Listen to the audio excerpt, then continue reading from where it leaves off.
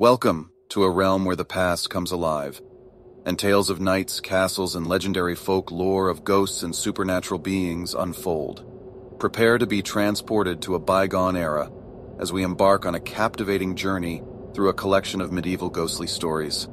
I'm delighted to present to you this immersive experience into the realm of chivalry, honor, superstition, and also betrayal. Welcome to Echoes of the Past, Ghost Tales from the Medieval Age. Not so strange are the stories of medieval knights in shining armor, but on the other side of it, the time is also known as a fairground for betrayal and death. Our first story details one such episode where a ghost comes back to find revenge against his killer. In the heart of the medieval countryside stood a magnificent castle that was once the pride of Lord Cedric, but tragedy befell the noble lord when his treacherous cousin, Sir Reginald, seized the castle through deceit and a well-plotted plan that disgraced Lord Cedric, leading to his death after an arrest attempt. Consumed by rage and a thirst for revenge, Lord Cedric's spirit refused to rest, haunting the very halls that once echoed with joy and celebration. As the moon cast an eerie glow over the desolate castle, whispers of the vengeful spirit echoed through the corridors. Those brave enough to enter were met with a chilling presence, as if being watched by unseen eyes. Tales of unexplained phenomena spread throughout the nearby villages, feeding the growing legend of the castle's haunted past. One stormy night, many years after the death, Sir Reginald returned to the castle after a lavish feast, his heart burdened by the weight of guilt and greed of his sins. The grand entrance hall greeted him with a strange silence, broken only by the sound of raindrops against the windows. As he ascended the staircase, a cold wind swept through the corridor, extinguishing the candles one by one. Voices whispered in the darkness, mocking Sir Reginald's misdeeds and stirring his already fragile mind. His footsteps quickened, echoing through the empty halls. Shadows danced along the walls, taking on grotesque shapes that seemed to taunt him. Desperation consumed him, pushing him closer to the brink of madness. Finally, Sir Reginald reached the chamber that once belonged to Lord Cedric. The room was filled with the echoes of happier times, a cruel reminder of what he had stolen. A portrait of the late lord adorned the wall, its eyes following Sir Reginald's every move. The weight of his actions bore down on him, overwhelming his senses. Unable to bear the torment any longer, Sir Reginald approached the window overlooking the courtyard. Thunder roared in the distance as he stood on the precipice of his own demise. The castle walls whispered their final warning, urging him to release his burden and join Lord Cedric in the realm of the lost. As if only this act could finally put to rest all the years of lies and deceit of his youth. With a haunted gaze, Sir Reginald uttered one final plea for forgiveness before plunging into the abyss. The echoes of his scream were swallowed by the storm, as if nature itself had claimed his soul. The castle, now devoid of life, stood as a testament to the price of betrayal, and so, the vengeful spirit of Lord Cedric found solace in the justice served. His castle, forever tainted by the darkness of greed, became his eternal prison. The villagers spoke of the haunted castle for generations, a cautionary tale of the consequences that befall those who betray trust and family and places greed above all, losing their souls to eternal damnation.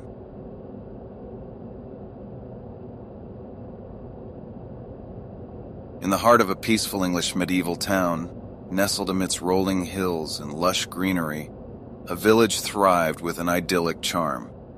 The inhabitants led simple lives, embracing a sense of community, unity, and goodwill. Their days were filled with laughter, shared meals, and the comforting rhythm of daily routines. But as the sun dipped below the horizon and darkness settled upon the village, strange occurrences began to unfold, shattering the tranquility that had once defined their lives. It started with faint whispers carried on the night breeze, the rustling of leaves sounding like 1,000 secrets being shared. Doors creaked open of their own accord, and unexplained footsteps echoed through empty streets. Fear gripped the villagers as these peculiar happenings increased in intensity, unsettling their once harmonious existence. Amidst this growing unease, one villager stood out from the rest. His name was Thomas, a gentle widower known for his infectious laughter and willingness to lend a helping hand. He was loved by all, his presence bringing warmth to even the coldest of days. Little did they know that Thomas carried a dark secret within him, one that would unravel the very fabric of their close-knit community. As the moon waxed full and bright, Thomas's demeanor shifted. He would retreat into the night, his once cheerful countenance replaced by a haunted expression. His eyes gleamed with an otherworldly glow, and a deep sadness lingered in his gaze. The villagers noticed his nightly wanderings, and rumors began to circulate. Whispers of lycanthropy, of a man turning into a fearsome creature, danced through fearful conversations. One fateful evening, fueled by both curiosity and dread, a group of villagers decided to follow Thomas into the moonlit forest. Silently, they trailed him through the underbrush, their hearts pounding with a mix of trepidation and determination. As they ventured deeper into the woods, they stumbled upon a hidden clearing, illuminated by the soft glow of the moon. And there, in the center of the clearing, stood Thomas, transformed into a magnificent and fearsome creature, a werewolf. His fur shimmered in the moonlight, and his eyes glowed with an intense hunger. The villagers gasped in disbelief and horror, their worst fears confirmed. In that moment, they realized that their beloved Thomas was responsible for the inexplicable disappearances and the haunting nocturnal disturbances that had plagued their village. Fear and desperation consumed the villagers, their love for Thomas warring with the need to protect their community. In a heart-wrenching decision, they raised their weapons, ready to confront the beast and bring an end to the terror that had befallen their peaceful town. A fierce battle ensued, with the villagers bravely fighting against the transformed Thomas. The clash of steel against fur echoed through the night, the moon bearing witness to this tragic confrontation. In the end, outnumbered and overpowered, Thomas fell to the ground, his breath labored and his body battered. But before his last breath escaped him, he cast a spell of vengeance upon the village, a curse that would forever haunt their nights. As the villagers mourned the loss of their cherished friend, they returned to the village, the weight of their actions heavy upon their hearts. But from that night onwards, a melancholic howl could be heard whenever the full moon graced the sky, a chilling reminder of the love, the loss, and the sacrifice that had unfolded within their midst.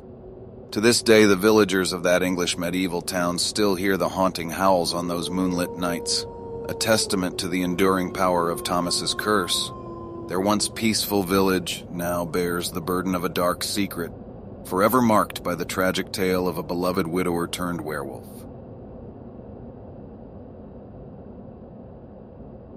In the dark and tumultuous times of medieval England, when fear and superstition gripped the hearts of the people, a small village became the epicenter of a harrowing witch hunt. The whispers of witchcraft echoed through the cobblestone streets, infecting the minds of the villagers with paranoia and suspicion. It all began with a rumor, an accusation uttered against a woman named Agatha. She lived on the outskirts of the village, an enigmatic figure with knowledge of herbs and ancient remedies. Her wisdom, once revered, now as the witch fever was spreading through the countryside, became the fuel for the villagers' fears. As the rumor spread like wildfire, fear took hold and the village transformed into a den of suspicion. Whispers turned into accusations, and accusations into public condemnations. A fervor for justice driven by fear. Personal feuds and desperation swept through the region, leaving devastation in its wake. The accusations against Agatha grew wilder with each passing day. Tales of sinister rituals, dark pacts with the devil, and malevolent spells filled the air. The villagers, desperate to quell their fears, sought solace in pointing fingers at the supposed source of their misfortune. The witch should be punished. A hastily organized trial was held, presided over by a judge named William Pendleton. He was a stern man, guided more by the collective fear of the mob than by the principles of justice. The evidence against Agatha was based on nothing more than gossip and superstition, but the judge remained deaf to reason. As the trial reached its crescendo, Agatha's eyes burned with defiance. She knew her fate had already been sealed, and in her heart, a bitter resentment grew. In a moment of despair and righteous anger, she invoked a powerful curse upon Judge Pendleton, her voice trembling with a supernatural force. "I curse you, Judge Pendleton," she hissed, her voice carrying a weight of ancient magic. "May your days be filled with torment and despair. You shall meet your end no longer than 3 days from this moment." Struck down by the hand of fate itself, the curse hung in the air like a heavy fog, leaving the courtroom frozen in silence. Judge Pendleton scoffed at the witch's words, dismissing them as the delusions of a condemned woman. Agatha was carried through the angry mob whereby a tree where a noose waited for her. 3 days passed in a haze of unease and uncertainty. Judge Pendleton went about his duties, attempting to bury the seed of doubt that had taken root in his mind. But as the hours ticked away, a growing sense of dread gripped him, the weight of the curse settling upon his shoulders like an invisible shroud. On the 3rd day, as the sun reached its zenith, Judge Pendleton was struck down by a sudden stroke. The courtroom, once filled with the sound of his stern judgments, now witnessed his life slip away in a blink of an eye. The curse had claimed its victim, fulfilling Agatha's prophetic words. The village was left reeling in the wake of the judge's untimely demise. Some saw it as a testament to the powers of witchcraft and their righteous decision. Some cooler heads, decades later, described the curse and the following death as nothing more than justice for the innocent women wrongly accused and sentenced. May her soul rest in peace. If you enjoyed the stories of this video, consider giving us a like and subscribing on the channel for more haunted stories, ghosts, UFOs, mysteries of all kinds. We have plenty more to come. And thank you for watching.